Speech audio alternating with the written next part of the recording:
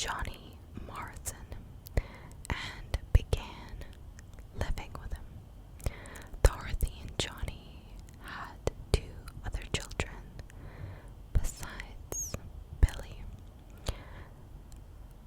a son called Jim in October 1953 and a daughter, Kathy Jo, born in December 1956.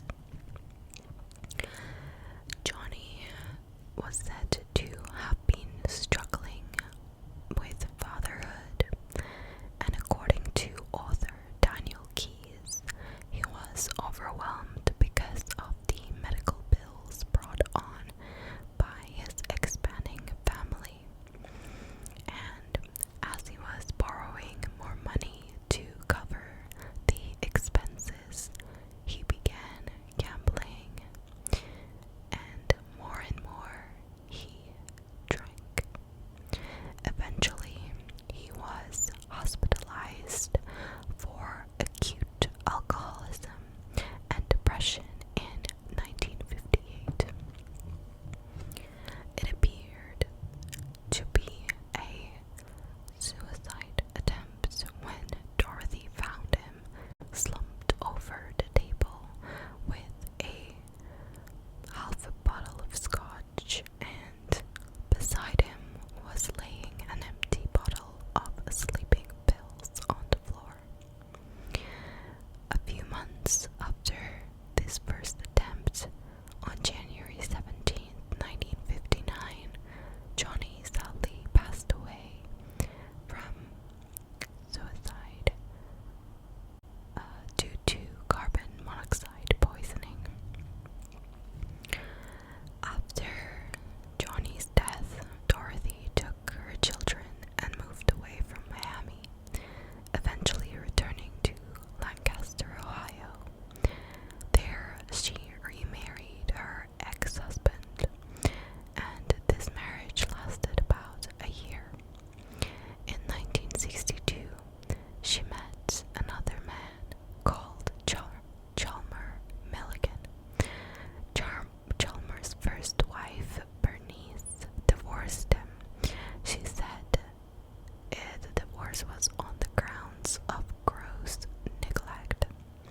He had a daughter called Chella, the same age as Billy was, and another daughter who was a nurse.